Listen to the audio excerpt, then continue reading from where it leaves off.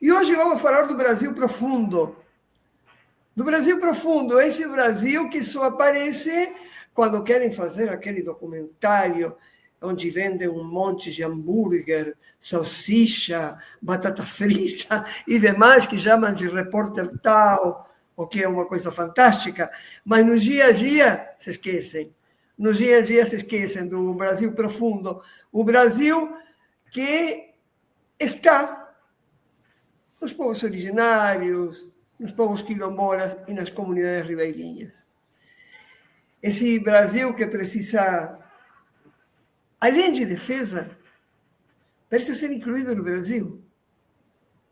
Então tem um projeto que inclui as comunidades ribeirinhas no Brasil. Porque não é só com o discurso que se inclui. Não é só subindo rampinhas que se inclui estando, se inclui investindo, se inclui levando a sério nossos irmãos, nossas irmãs que moram nessas comunidades. E é um projeto que faz, né, Sofia? Muito bom ouvir de um projeto como esse. A gente traz aqui hoje para entrevistá-lo o Luiz Alcântara, que é idealizador do projeto. Bom dia, Luiz. Muito bem-vindo ao Mural da Manhã e ao Portal Desacato. Bom dia, Sofia. Bom dia, Raul. Obrigado pelo convite. Um prazer estar aqui hoje com vocês, tá? Falando um pouquinho do nosso projeto. O Luiz trabalha na Fiocruz, é idealizador do projeto Navio, que é a navegação ampliada para vigilância intensiva e otimizada. E é um projeto que tem parceria entre a Secretaria do Estado, a Secretaria de Saúde do Estado do Mato Grosso do Sul, a Marinha do Brasil, a Fiocruz, a Secretaria de Estado de Saúde do Mato Grosso, e tem como objetivo monitorar, melhorar a saúde, trazer assistência à saúde às comunidades ribeirinhas do Pantanal. Analisar também os patógenos que afetam a saúde humana, a saúde animal e ambiental. E é uma iniciativa pioneira no nosso país e é sobre ela que a gente vai estar conversando hoje com o Luiz. Luiz, para iniciar, eu gostaria de te perguntar como surge esse projeto.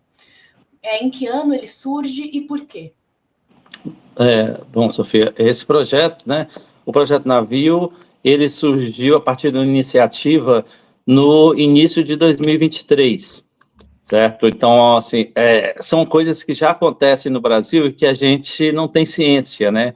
Que a Marinha já fazia uma atividade de assistência médica e odontológica, né? Com 2 médicos e 2 dentistas ao longo de um navio de assistência chamado Navio de Assistência Hospitalar, o NASH, né? Eles já faziam e eu vi acho que foi num programa, acho que não sei se foi Globo Rural, acho que foi Globo Rural, num domingo.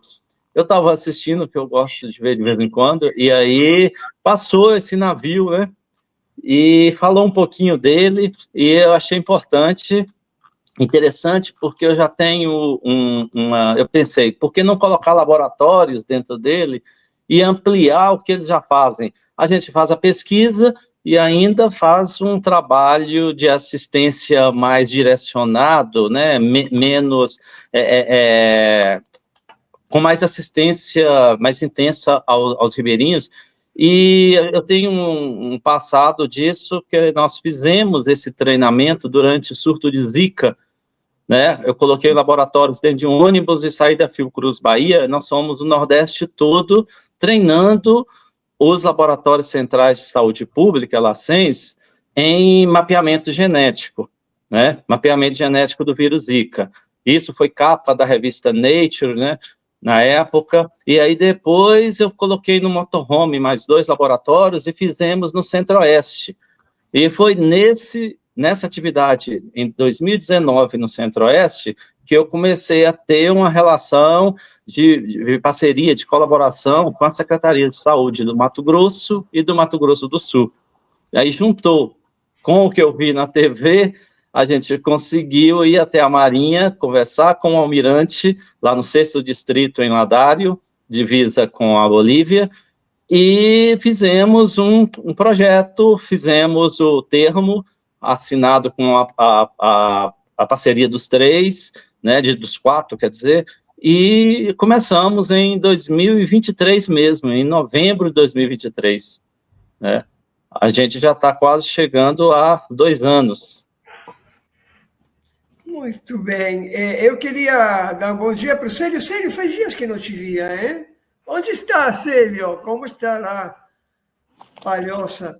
Queria, antes de continuar conversando com Luiz Alcântara, Evaldo Guerreiro, muito obrigado. A gente vai considerar o artigo sim, eu vou passar para a diretora, a nossa diretora-geral. Quem mais? Tem algumas mensagens. Dinovaldo Giglioli, estava esquecendo, o irmão de Dinovaldo, desde ontem. Bom dia, nosso poeta da classe trabalhadora. E tem mais alguém? Antônio Luiz Miralles, não podia faltar. Luiz, para nós aqui nesta região onde estamos, falar de comunidade ribeirinha é quase como falar de outro Brasil, de outro país, de outro mundo, ao qual, majoritariamente e lamentavelmente, estamos de costas. Então, eu queria que você explicasse, embora seja óbvio, mas, de repente, o que é óbvio para a gente não é óbvio para todos e todos nós aqui, o que é uma comunidade ribeirinha e onde elas estão majoritariamente localizadas. Sim. Bom, uma comunidade ribeirinha são pessoas que viviam em regiões silvestres ao longo de um determinado rio, né, e que vivem basicamente da pesca e de uma agricultura mais familiar, uma agricultura mais simples, né? Então, mas o principal meio econômico deles é a pesca, tá? E é uma população isolada, porque a maioria delas não tem entrada por terra, somente pelo rio, por um determinado rio. Eles usam o rio para alimentação, para hidratação, para a água do rio eles usam para o banho também, a água que vai para a casa deles. Então, é uma água, na maioria dos casos, não tratada, né? É uma água não tratada, e isso a gente viu nos resultados dos testes, exames que nós fizemos, e eles precisam de assistência de saúde, porque eles não têm. Eles só têm o quê? Quando eles têm uma condição financeira, eles podem pegar um barco, pagar um barco e ir até o município. E o município é bem distante, né? Muito distante, e fica caro para eles. Então, agora mesmo, nessas comunidades, ao longo do Rio Paraguai, todas as comunidades, eles dependem basicamente da Marinha. A Marinha vai e faz a assistência, dá atenção médica para eles. Então, são pessoas invisíveis, são isoladas, não são invisíveis somente para, como você disse aí, para Santa Catarina, um estado, porque tem poucas comunidades ribeirinhas, talvez, né, existam, mas talvez sejam muito poucas. Mas, assim, para a gente aqui no Sudeste, para gente que eu, por exemplo, eu não imaginava que fosse como eu cheguei e vi. Achei que fossem pessoas isoladas, mas que tinham uma assistência maior, né? Então, é difícil para o governo chegar até eles. Mas, Luiz, desculpa, Luiz, eu queria, e que me desculpe a Sofia, atropelei, ela já vinha com outro questionamento, mas estava me lembrando agora, faleceu o Cacá Diegues, nestes últimos dias. Estava me lembrando que, antes de eu morar no Brasil, ou seja, há mais de 34 anos, eu descobri um Brasil profundo a partir do Bye Bye Brasil, com José Wilker, Bete Faria e demais. E apareciam comunidades ribeirinhas também, naquele do Cacá Diegues. Foi aí que, pela primeira vez, porque eu não tinha vivido essa experiência nem em Montevideo, nem em Buenos Aires, me apareceu claro o conceito de comunidade ribeirinha. Depois, morando no Brasil, eu não estou querendo ser autorreferencial, apenas para colocar o exemplo, e a temporalidade do exemplo. A partir dessa experiência, depois já morando no Brasil, e à medida que avançaram os processos, fica com uma preocupação muito grande que tu acabas de mencionar e queria que nos instruísses um pouco mais sobre isso. A exposição que o agronegócio cria e também o extrativismo, sim, cria em cima das comunidades ribeirinhas. Qual é o risco que o agronegócio, por um lado, sim? E o extrativismo brutal, inadequado, cada vez toma mais conta, tem para a saúde das comunidades ribeirinhas, que não têm água tratada, mas que sim recebem fluentes já contaminados por essas ações. Luiz, tem descoberto alguma coisa nesse sentido? A gente está com pouco tempo, 2 anos só no projeto, né? 2 anos que eu falo, mas a gente não está indo sempre. A gente vai, por ano, a gente vai a uma determinada comunidade. São 2 viagens, uma para o sul e uma para o norte. Então, basicamente, a gente está terminando agora de fazer a 2ª viagem.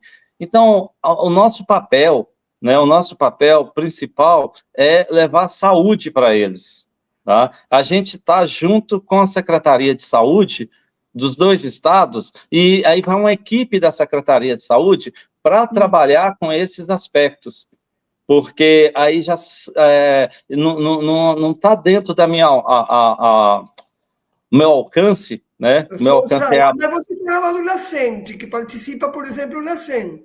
Isso, o LACEN é da Secretaria de Saúde, né? Então, assim, a gente tem grupo da Secretaria de Saúde para isso. Tá? Então, o nosso papel é levar para eles, é levar até lá a pesquisa e a vigilância e a assistência, né? O nosso papel é esse. E a Secretaria de Saúde aproveita essas viagens que nós estamos fazendo, né? E levam também pessoas da área da Secretaria de Direitos Humanos, da própria Secretaria de Saúde, da Secretaria de Meio Ambiente, e estão trabalhando com eles melhorias, não só em relação aos ribeirinhos, mas em relação às grandes propriedades que tem lá próximo aos ribeirinhos. Então, o papel de identificar tudo isso que você falou é um papel deles, já não entra no meu projeto, porque eu sou um pesquisador na área de saúde, né? O que eu não posso tentar ir além disso, porque se eu for tentar ir além disso, eu corro o risco de não conseguir mais dar continuidade. E se eu não dou continuidade, quem vai sofrer vai ser os ribeirinhos. Eles precisam de ter atenção à saúde básica, tá? No mínimo 1 ou 2 vezes no ano. Como a gente vai ao nosso médico fazer um check-up anual, certo? Eles não têm como fazer isso. Eles não têm uma farmácia, não tem um posto de saúde, não tem uma enfermeira nem que more lá para a gente deixar uma vacina, para a gente deixar um medicamento injetável, certo? Então, a gente tem que ir. Então, é o que a Marinha já faz, né? Eles já fazem essa assistência. A gente ampliou isso com exames, com testes mais avançados, com mapeamento genético para descobrir o que está acontecendo, o que está circulando naquela região, para tentar fazer uma detecção prévia antes que comece um surto, uma epidemia naquela região, e sem ter um hospital, sem ter um posto de saúde, sem ter numa ocasião em que a Marinha não esteja passando, certo? Então, a gente precisa trabalhar com isso. Então, tem que ter alguém para fazer a pesquisa e a assistência, e tem que ter alguém para fazer toda a parte política envolvida no projeto, que é da alçada das próprias secretarias que estão juntas. Sim.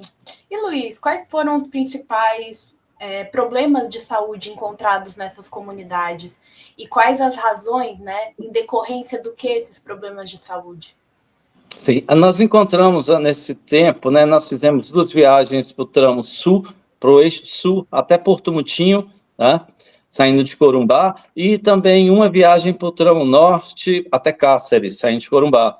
Vamos fazer a próxima agora em março, né, dia 17 de março. O que a gente mais encontrou e está encontrando é, primeiro, parasitos. Parasitose intestinal, entre 70% a 80%, com parasitos intestinais que causam doenças. Quando eu falo parasitos intestinais, aquelas lombrigas, tênias, amebíase, giardia, certo? Ancilostomíase e vários outros parasitas. Então, nós encontramos isso. Na primeira viagem, nós encontramos A partir da segunda, a gente já começou a colocar filtros. A gente que eu falo, a Secretaria de Saúde, eu transfiro os resultados para a secretaria toma uma decisão. A decisão foi colocar filtros e fazer educação em relação ao uso da água, já que é a água do rio e não tem um sistema de tratamento de água. Então, nós encontramos isso, a gente encontrou muito casos de sífilis, testes rápidos para sífilis. Quando eu falo teste rápido, não significa que está positivo para sífilis, significa que já teve sífilis, e que pode ser positivo, como pode ser negativo, pode ter falso positivo. Mas aí a gente fez o teste confirmatório de todos. Nesse teste confirmatório, a gente achou em cada 30 casos, nós achamos 3 casos que foram confirmados. Tá? Aí foi dado o tratamento, transferido o resultado para a Secretaria de Saúde e para o Ministério da Saúde, porque a gente notifica nos bancos de dados do Ministério para que eles saibam e que vá fazer uma vigilância ativa e tomar uma decisão, né? E tomar uma decisão correta. E encontramos também muitos casos positivos para um retrovírus, né, um vírus da família do HIV chamado HTLV1, tá? É um vírus primo do HIV, só que ao invés dele causar uma imunossupressão, uma doença como a AIDS, ele causa um aumento da inflamação, ele causa uma inflamação intensa, que pode levar a uma lesão no sistema nervoso, acarretando no indivíduo ficar sem nenhum movimento, e que pode acarretar a leucemia, tá? Ou uma dermatite que pode até se agravar para uma leucemia também. Bom, aí no Brasil, eu já trabalhei muito com esse vírus, né, no meu doutorado, é um vírus que vem principalmente da África, teve entrada também nas comunidades indígenas, durante aquele tráfico de homens há 25 mil anos pelo Estreito de Bering, e nós encontramos lá em 600 indivíduos nessa última viagem, nós encontramos 5 casos positivos, né? Então, aí a gente transfere os resultados, tá? A gente dá o tratamento paliativo, porque não tem cura, transfere os resultados para o Ministério da Saúde e para a Secretaria de Saúde dos estados, e eles são os responsáveis por fazer uma vigilância ativa naquela região, porque eles não sabiam que estava acontecendo aquilo. Então, agora eles sabem, né? E basicamente isso, né? A gente encontrou também indivíduos que... tem alguns vírus, você falou aí de Montevidéu, tem alguns vírus que estão circulando na Argentina e no Uruguai. Eu trabalho muito também com um grupo de vigilância dos 2 países. E foi encontrado já lá um vírus, que é um vírus que causa encefalite, uma doença neurológica, e que é o vírus da encefalite equina do oeste, que afeta também os equinos, os cavalos, e eles são como um marcador que a doença está circulando, é como um macaco na febre amarela, né? Então, foi encontrado no Rio Grande do Sul um caso em cavalo, há 2 anos, desse vírus, e quando a gente foi procurar, a gente não encontrou o vírus no indivíduo naquele momento que a gente estava lá, né? Porque não tinha ninguém com sintomas, certo? Naquele momento, naqueles 3 dias que a gente fica em cada comunidade. Mas a gente faz um teste sorológico, que é para detectar se o indivíduo tem anticorpo recente ou ao longo prazo para determinados vírus, como Zika, dengue, chikungunya, febre amarela. A gente acrescentou esses outros vírus. E a gente achou indivíduo sem reação cruzada com outros, que foram positivos para anticorpo mais recente, para IgM contra o vírus da encefalite equina do oeste, o vírus da encefalite equina do leste, para o vírus da febre de São Luís, o vírus da febre do Nilo Ocidental. São todos vírus que causam encefalites, que circulam nessas regiões, que eu falei, nesses países, e que o corredor de entrada é o Pantanal. através de aves migratórias que vêm do Caribe, que vêm da Flórida, certo? É o corredor de entrada. Então, por isso que esse trabalho nosso é um trabalho de saúde única, porque a gente está procurando não só o que eles têm, mas o que eles tiveram, né, de patógeno, o que os animais têm, a gente investiga os animais, a gente investiga os vetores, os mosquitos, né, para esses que eu falei, por exemplo, aí é o Culex, né, que é esse pernilongo, e lá a densidade de Culex é imensa, muito Culex, muitas aves migratórias, a gente está investigando isso tudo. E o que podem vir a ter, né, Luiz? Ou seja, também é uma tentativa de profilaxia, né? Sim, se tivesse sido feito isso, por exemplo, se tivesse feito isso na China, né, ou qualquer outro país, investigado mais a questão de investigação em saúde única e prévia em populações mais silvestres, populações mais vulneráveis, sabe, nessas regiões mais distantes, já tinha se detectado o coronavírus que começou a circular em humanos, sabe? A gente tem que fazer essa vigilância para detectar uma coisa que está circulando ali e que possa depois ser testado, feito uma vacina, feito um método de diagnóstico, para se começar uma epidemia, já tenha o método diagnóstico pronto, já tem a vacina preparada, certo? Sim. Primeiro, antes de consultar o Luiz, queria pedir desculpa a Sofia e a audiência, que eu estes dias estou ficando um bom tempo com a cabeça para baixo, escrevendo. Estou com um problema no equipamento de iluminação. Então, se eu quero resolver o problema de equipamento, eu fico sem o teclado. Então, por essa razão, eu tenho que me manejar, meus amigos, amigas e amigas, com o telefone celular. E tem pessoas que recorrem permanentemente e precisam respostas imediatas. Então, eu não posso adiar a resposta. Luiz, o mundo, afortunadamente, é redondo, não é plano.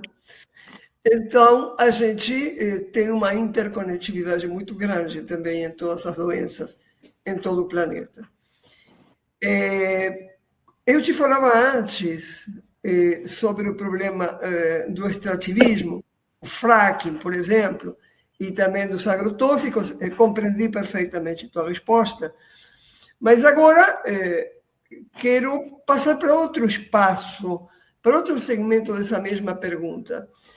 Tem mudado muito as condições climáticas por causa do homem, por causa nossa, e tem produzido novas catástrofes que também produzem novos vetores de doenças.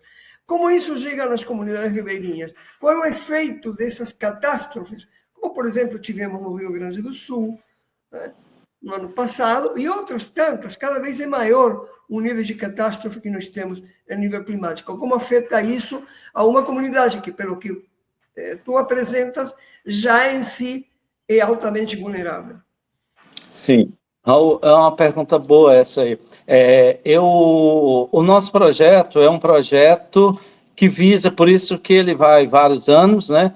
A gente tem um projeto que é de 5, talvez extrapola até 7 anos, né? Vamos ver o mais, porque a gente quer ver como que a mudança climática ela pode levar à emergência e reemergência de patógenos e à intensificação de doenças, tá? Em populações vulneráveis, em lugares distantes, que é por isso que a gente está fazendo em diferentes anos. A gente tem na equipe também um grupo, né? Então, um grupo é grande, porque eu não faço tudo, eu sou virologista, eu trabalho com vírus, tá? Então, eu tenho que trazer pessoas que trabalham com exame de fezes, pessoas que trabalham com direito ambiental, pessoas que trabalham com a parte de clima, marcadores climáticos, tá? E a gente tem, da UFMG, um grupo da UFMG, do Departamento de Geociências, eles vão com a gente, estão trabalhando com marcadores no solo, marcadores nos vegetais, nas árvores, no rio, tá? Que são indicativos de alterações do clima, né? São indicações, são marcadores negativos que são indicadores da alteração do clima, e aí a gente vê, por exemplo, em relação aos ribeirinhos, a gente vê o quanto está aumentando, da primeira vez que a gente foi para a segunda, o número de casos de doenças respiratórias, né? Principalmente devido às queimadas que tem lá, ou seja, devido a aumento da emissão de carbono que tem devido a essas queimadas, tá? Então, a gente está aumentando. Então, nós fazemos o diagnóstico para todos os vírus respiratórios, né? Mas a maioria chega com sintoma respiratório. A gente tem que colocar máscara, faz o diagnóstico, acha vírus, vários tipos de vírus, acha bactérias, a densidade está aumentando. A densidade de mosquitos, tem mosquitos que são mosquitos que circulam em regiões urbanas e periurbanas, como aquele da dengue lá e do chikungunya, o Aedes aegypti e o Aedes albopictus. Na primeira viagem, eu te falo, a gente encontrou pouquíssimos lá, porque não são mosquitos de áreas silvestres. Mas nessa viagem, já assim, aumentou 10 vezes a densidade, a quantidade desses mosquitos que transmitem essas arboviroses, né? E a gente não tem financiamento ainda no Brasil para esse projeto. O único financiamento que eu tenho é um financiamento internacional no NIH, né? Nos Estados Unidos, tá? E a gente... Luiz, qual é o papel do Ministério da Saúde em tudo isso? Qual o interesse do Ministério da Saúde nisso tudo? O Ministério da Saúde aprovou agora um financiamento, mas a gente não recebeu o dinheiro ainda, né? E eles têm muito interesse, porque a gente está achando muitas doenças de determinação social, que é o objetivo do Ministério, eliminar essas doenças, como as parasitoses, né? Como hanseníase, que a gente encontra muito também, tá? E o HTLV, HIV, tá? Então, dengue, a gente tem o dinheiro de fora, mas eu mandei um projeto agora para também internacional, né, para o Wellcome Trust na Inglaterra, visando a gente, além de manter esse projeto por muito mais tempo, a gente poder colocar também empresas que são capazes de... A gente vai ter recurso para essas empresas trabalharem com a parte de reflorestamento, devido às queimadas, né, de educação no uso da terra e ajudar os indivíduos também. Tem uma empresa para sequestro de carbono, medidas de sequestro de carbono, que é o que é recomendado hoje, né? Eu participo da COP, eu estava na COP 29 esse ano lá no Azerbaijão, apresentando o projeto Navio, e eu tenho um consórcio internacional que chama Climate, né, que visa trazer recurso para os países do Eixo Sul, para a gente ficar mais independente de países europeus e Estados Unidos, porque nesses financiamentos a maior parte do dinheiro fica lá, e vem pouco para a gente, né? Então, o que foi mais discutido é isso, de a gente adicionar nos projetos de pesquisa também empresas, porque a gente não tem capacidade de fazer isso, gasta-se muito dinheiro e uma expertise diferente da nossa, de colocar grupos que possam fazer isso, tá? No Pantanal tem uma coisa que está sempre aumentando, os camalotes. Vocês conhecem aquelas, parece ilhas de planta aquática, né, ao longo do Pantanal. Aquilo ali empobrece a água, né? Ele gasta muito oxigênio, ele libera muito carbono, muitos derivados de carbono, então precisa de uma maneira, não de extinguir aquilo, que aquilo é importante para a biodiversidade do Pantanal, mas de tentar transformar esse carbono, certo? Tentar diminuir esse carbono que é eliminado, né? Que é eliminado por essas plantas, além do desmatamento, né? Que leva do desmatamento e também do aquecimento devido às queimadas. É muito importante, Luiz, esse olhar integral que vocês têm em relação àquela comunidade e à região do Pantanal, ou seja, como as mudanças climáticas têm relação com o aumento desses patógenos, como isso tem ligação também com o extrativismo, com o desmatamento, com as queimadas. Aí eu, portanto, queria te perguntar quem que compõe essa equipe? Quais são as diferentes áreas que compõem a equipe do projeto? Bom, eu tenho entomologistas, né? Tenho entomologistas do Brasil e eu tenho também colaboradores de fora que trazem alguma tecnologia diferente, por exemplo, do Instituto Pasteur, lá do Senegal, né? Que traz para a gente algumas maneiras de coleta diferentes, utilizando balões, que a gente vai implantar no projeto também, certo? Isso permite trazer capturar mais mosquitos, né? E capturar mosquitos em regiões muito altas, tá? Mais próximas às copas das árvores, principalmente para a febre amarela, isso é importante, né? Tem entomologista, tem um grupo de vigilância ambiental, né, que trabalha com a parte de vigilância, coleta e vigilância, né, e também detecção de patógenos em água residual, né, que é aquela água que a gente pega na casa, na caixa d'água dos ribeirinhos, e a água do rio, tá, que a gente está vendo também. Tem um grupo de coleta de solo, né, para a gente ver patógenos no solo que estão... porque a gente tem como ver que com a alteração do clima, a gente aumenta também, devido ao aumento da temperatura, a gente tem também uma concentração de alguns patógenos que não eram encontrados antes no solo. A gente tem um grupo, eu sou virologista, trabalho com todos os vírus, mas tem gente que trabalha com amebas, tem gente que trabalha com bactéria, tem um grupo que trabalha com bactéria, um grupo que trabalha com fungo, né, como eu disse. Nós temos também um grupo de direito ambiental também, tá? De advogado, dando um suporte a eles, né? E o grupo animal, de vigilância animal, ou seja, nós coletamos fezes de animais, para tentar investigar o que está circulando, qual que é o microbioma nas fezes. Nós coletamos suave oral, aquele cotonete, né, nos animais, suave oral e o suave retal e cloacal, no caso de aves, né, e coletamos também sangue, tá? Tudo isso para investigar os patógenos que estão circulando, não só vírus, bactéria, fungo, tudo isso. É grande, assim, vai em torno de 35 pessoas no meu grupo. Fora a marinha, né? Então, por isso que precisa de 3 navios. E agora também ainda tem que ver, porque está diminuindo, com a entrada lá de um novo governo nos Estados Unidos, talvez diminua o meu recurso. Então, eu tenho que ir atrás de mais recurso, até também para pagar combustível, por exemplo.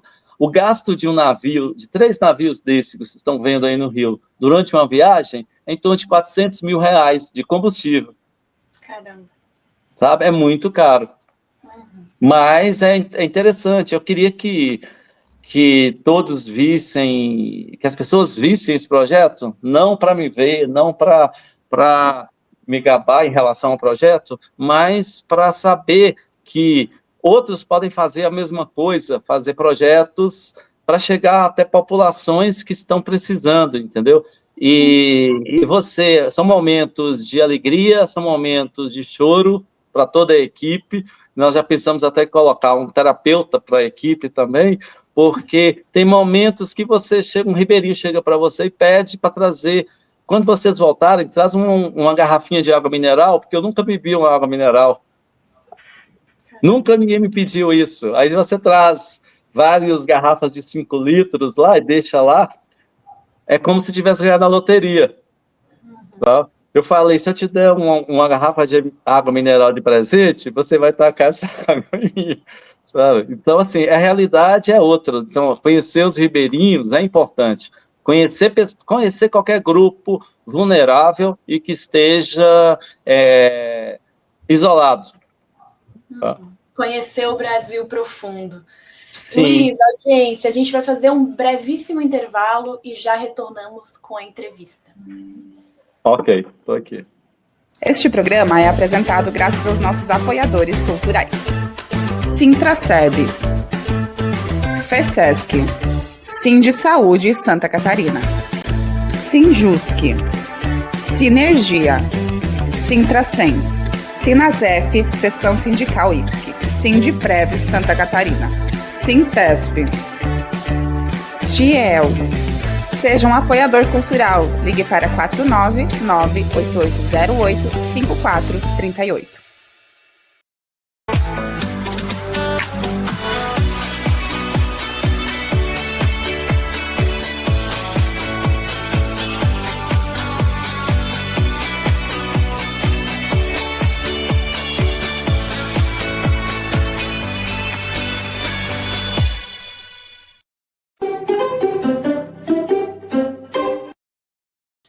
Antes de retornarmos com a entrevista, eu quero agradecer aos nossos apoiadores culturais que apareceram aqui no intervalo.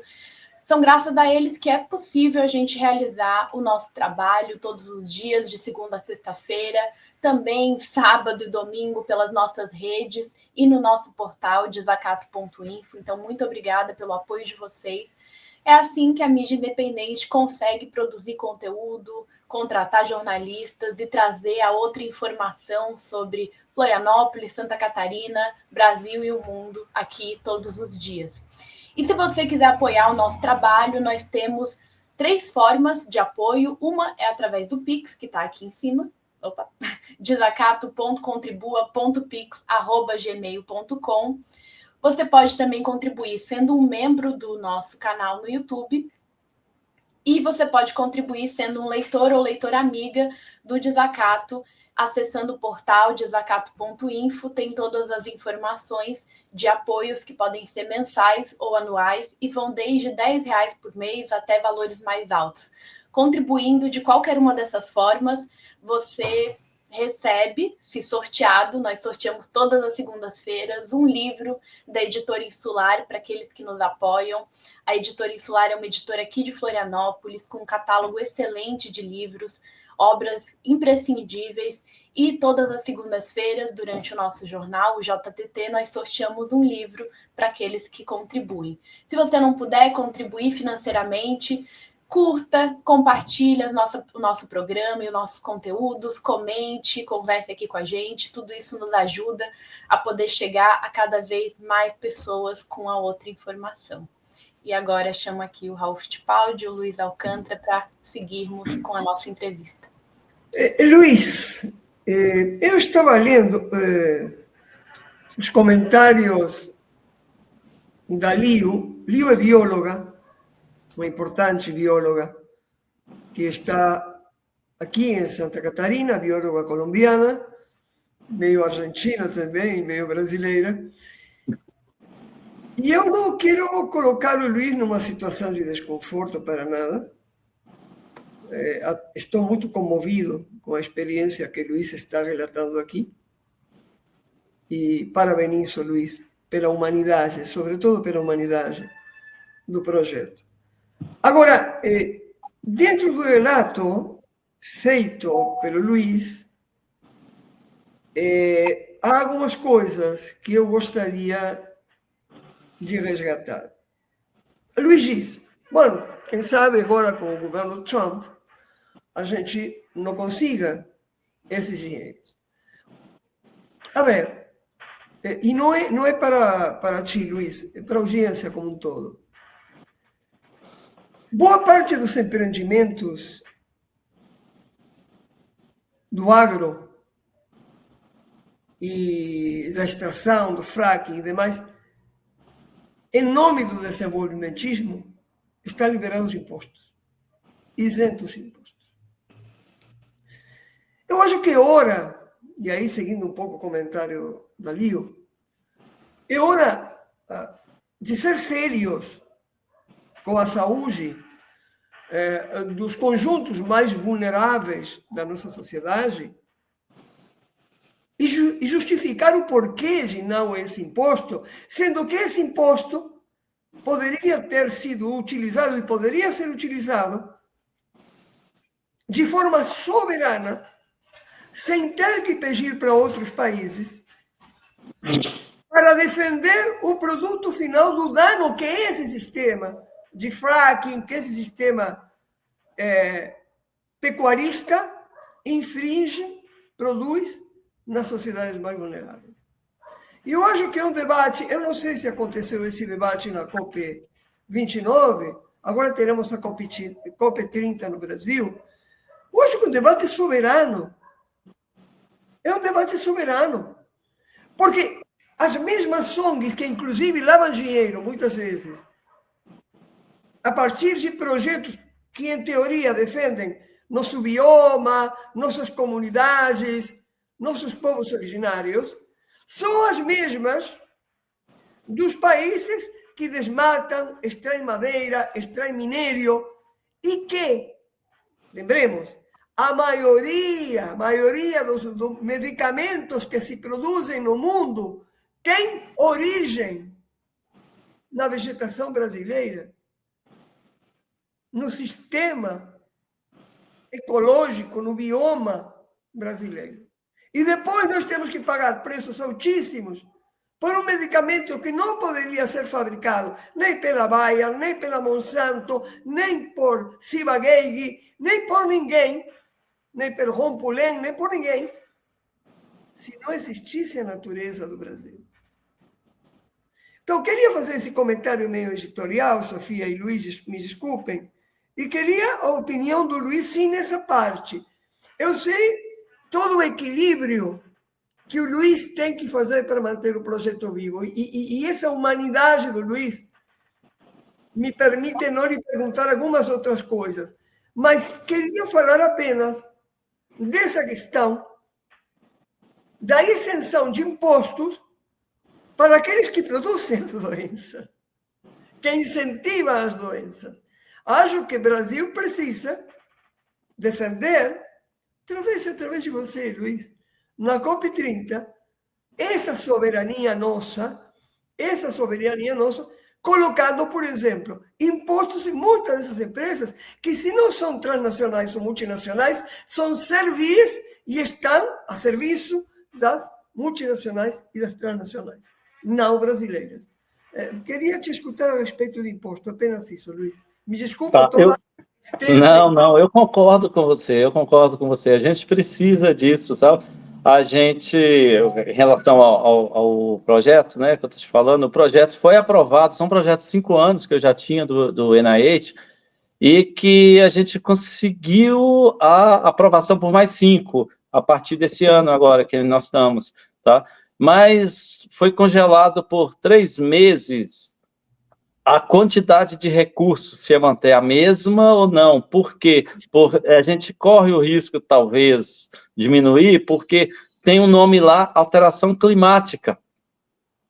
Certo? Tem alteração do clima. E vacinas, né, também, porque isso envolve muito o que a gente achar importante para a produção de vacinas. Então, a gente está preocupado, e tentando recurso, mas eu acho que isso é importante, o que você falou aí, tá? A gente tinha que ter uma diminuição menor de imposto, até e também, porque acho que isso ajudaria, se isso fosse para as agências que financiam projetos no Brasil, esse dinheiro, até para a gente aumentar o valor dos recursos. A gente tem valores de recursos lá que você pena para escrever um projeto, para concorrer a um projeto de 200 mil, sendo que numa viagem desta eu gasto no mínimo $100 mil por viagem, sabe? Então, assim, é uma coisa, então eu tenho que ir atrás lá fora do Brasil. Eu tenho que ir lá fora para conseguir. Para eles financiam por quê? Porque eles não querem que apareça patógenos e que esses patógenos cheguem em outros países e cheguem até eles. Eles querem se proteger, não é isso? Então, por isso que eles dão muito dinheiro, enquanto a gente, sabe, a gente não faz isso. Então, isso é importante. Eu concordo com você, sim. E, Luiz, aliado à pergunta do Raul, é um projeto extremamente necessário, mas, como você disse, custoso. E ele só pode ir até essas comunidades algumas vezes ao ano. E são comunidades que necessitam de assistência médica, pelo menos semanal, né? E a gente sabe das dificuldades de acesso, como você mesmo colocou, não só acesso à saúde, mas acesso à educação, a escolas. Como pensar em uma forma para que haja... para que haja acesso constante à saúde por parte dessas populações, ou seja, que hajam postos de saúde, enfermeiros, médicos, porque o projeto, ele não tem como dar conta, né? Não tem. E o projeto tem tempo, né? Eu tenho que aposentar também, né? Eu não posso, sabe? É um projeto que você tem que conviver militares e civis, os dois. Então você tem que ter alguém ali. Eu tenho que estar em todas as viagens, né? E eu já tenho 57 anos, então assim é cansativo, né? Mas é bom.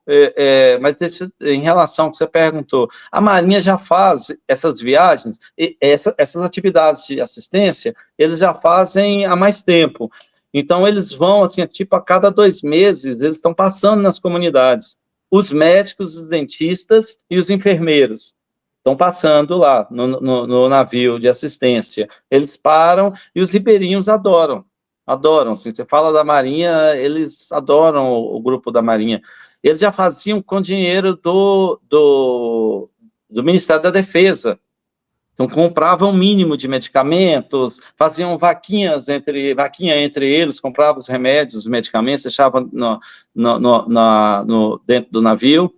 Mas, agora, a gente só vai uma vez por ano. A gente pega uma viagem para o sul e uma viagem para o norte, né? E não tem como a gente ir mais que isso, porque eu tenho outros projetos também, outros alunos, eu tenho que... E assim como os outros pesquisadores lá dentro, mas a Marinha já faz. O que a gente está fazendo é capacitando também os médicos da Marinha para que o atendimento clínico seja mais eficiente, porque nós sabemos que os médicos da Marinha são médicos que acabaram de sair da faculdade, que entram para a Marinha, né? Então, não fizeram, por exemplo, uma residência. Então, a gente está capacitando, levando médicos que são médicos até, por exemplo, da UFMG, são preceptores de residência na área de infectologia, na área de dermatologia, e leva esses médicos, e esses médicos trabalham durante essa viagem, esse tempo, com os médicos da Marinha. A gente está colocando também alguns exames, tipo hemograma, nós colocamos hemograma em análises bioquímicas, análise de urina, e esses o que a gente quer é deixar isso permanente, para quando a Marinha for sem a gente, que continue fazendo vários testes. A gente está treinando o grupo deles para que eles possam fazer isso quando a gente não estiver viajando junto, tá? Para que isso fique permanente lá. Porque o navio entrou... Uma das coisas que o projeto Navio ajudou foi dar visibilidade mais ao que a Marinha fazia. Então, eles conseguiram colocar o navio como um navio de assistência do SUS. Então, eles conseguem hoje todos os medicamentos dos municípios, né, de Cáceres, Porto Mutinho, Corumbá, Ladário. Então, passam os medicamentos necessários para eles. Caramba! Bem, eu acho que, embora o verbo achar não condiga com o jornalismo, a gente não acha. Nós encontramos hoje várias saudáveis provocações, a partir da experiência do Luiz, para discutir aqui no Grau da Manhã ou na programação inteira, no JDT, enfim, na programação noturna. Nós encontramos vários motivos para discutir soberania. Soberania, porque o que está falando, Luiz, tem a ver com a soberania. Soberania nacional. Sim. Por exemplo, ali eu coloco aqui a questão das patentes. Como é possível que alguém que não é deste território tenha patente sobre o que produz esse território? São questões.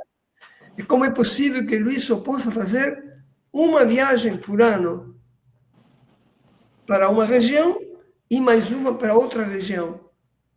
E não possa ele desenvolver um projeto não com 30 pessoas, sino com milhares de profissionais multidisciplinares. Sim. Porque isso nas comunidades ribeirinhas, vamos não nos enganar. É o mesmo que afeta os povos originários e as comunidades quilombolas. É o mesmo. Sim. Eu queria te agradecer, Luiz, porque é um chamado à soberania. Essa pauta que tu trouxeste pode ser dividida em várias pautas. Acho que deveríamos falar mais destes temas, Sofia, com Luiz e com outras pessoas próximas ao trabalho que o Luiz está fazendo e que ele puder recomendar. E que nós temos uma COP30 aí, que não é para agradar e aplaudir mitos, é para ver se mudamos de fato algo que está adiantando e acelerando a finitude da Terra, e, portanto, a finitude de todos, todas e todos. Fauna, plantas, humanos e demais. E não podemos continuar permitindo a extração, o envenenamento, a mudança climática, a desaparição de fauna, a destruição de floresta.